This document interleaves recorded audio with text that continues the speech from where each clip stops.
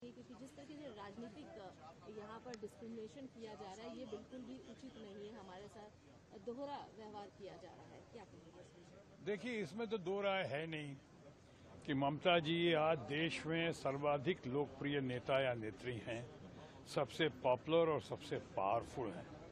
उनकी आवाज में, उनके व्यक्तित्व में बहुत दम है। और जब वो कहती हैं कि नीति आयोग में आवाज उठाएंगी, तो आप समझ लीजिए इसके अंदर बहुत गहराई है। हुई है बहुत ज्यादतियां। इस बजट में सबने देखा है कि जिस तरह से अपनी बैसाखियों को या अपने सहयोगियों को खुश करने की, उससे कोई आपत्ति नहीं है। आपने किया, खुश किया, चलो। बिहार को दिया, आपने आंध्रा को दिया, चंद्रबाबू नायडू को वो अपेक्षित भी था। और बिहार में जो दिया वो ठीक है, लेकिन कोई बहुत जबरदस्त कमाल नहीं किया गया है। उससे बिहार का बहुत भला नहीं होगा।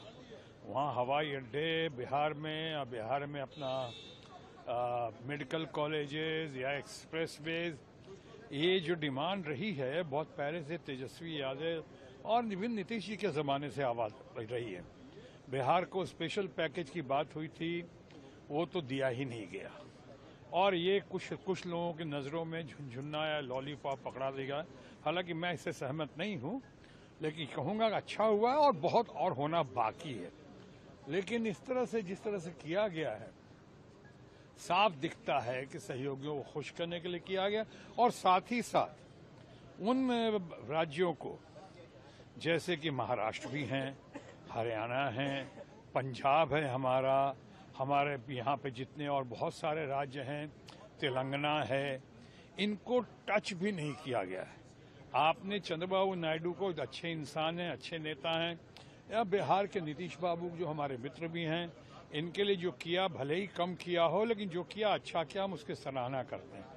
लेकिन इसकी क्या कीमत चुकानी पड़ी at the cost of other states जिनको आपने टच नहीं किया है, जिनको आपने छुआ नहीं। बंगाल को, अब बंगाल हमारा जो है उसको आपने एक तरफ टच नहीं किया। और दूसरी बात कि बंगाल का जो बकाया है, ये 48 लाख करोड़ का जो खर्चा या कर्जा के साथ जो आपने बजट पेश किया है, उसमें अगर 48,000 करोड़ अगर आपने दे दिया बिहार को और हमारे आंध्रा को, चंद्रबाबू नायडू को, तो ना ही ये कोई बहुत बड़ी बात है और ना ही कोई बुरी बात है। लेकिन साथ साथ ये भी कहना चाहूंगा कि बंगाल का बहुत पैसा, 2.25 लाख करोड़ रुपया अभी बाकी है। अभी पिछले 3 साल में बंगाल को 10 पैसा जैसा इतना मंत्रमुग्ध करने वाला भाषण दिया उसने, अभिषेक बैनर्जी ने। उसको 10 पैसा नहीं दिया गया, उसने कहा हमारे बंगाल को।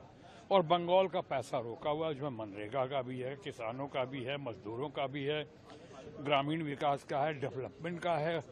ये सब करके आप क्या कहने की कोशिश कर रहे हैं?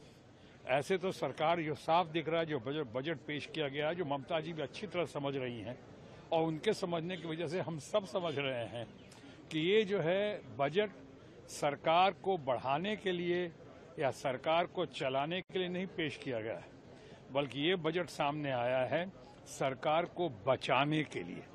जो कुछ लोगों की नजरों में कहा जाता है, कुछ लोगों की भाषा में कहा गया है कि ये सरकार को या कुर्सी बचाने के लिए। तो इस तरह के बजट की अगर आवाज उठा रही ममता जी, तो मैं समझता हूँ बहुत सराहनीय है। हम सब उनके साथ खड़े हैं और हम सब उनका साथ देंगे हमेशा की तरह, क्योंकि ये हमारा सौभाग्य है कि आज भी देश में ममता बनर्जी जैसी नेता या नेत्री हैं जिनके अंदर इतना दमखम है। इसलिए मैं ममता जी के बारे में कहता हूँ, दमखम वही, चमखम वही, कदकाठ वही है, तलवार पुरानी है मगर काट वही है। ऐसी है ममता जी। हमारी शुभकामना उनके साथ है। एक सवाल, कारगिल दिवस है आज और प्रधानमंत्री 25 साल हुए आज। हाँ, प्रधानमंत्री जी ने अग्निपथ स्कीम की भी बात की, बहुत ही अच्छा है, लेकिन जिस तरीके से ऑपोजिशन भ्रम फैलाने की कोशिश करे, ये दुर्भाग्यपूर्ण है। इस पे बहुत बार कहा जा चुका है, ये बहुत ही खतरनाक योजना है। ये योजना जो है कुछ हद तक कुछ लोगों को लॉलीपॉप देने वाली योजना है। इसमें 75% लोगों का, और अभी आप एक तरफ 10% पहले उधर सीआरपीएफ में और सीआईएसएफ में या पुलिस में जगह जगह आप उनमें 10% दिए जा रहे हैं।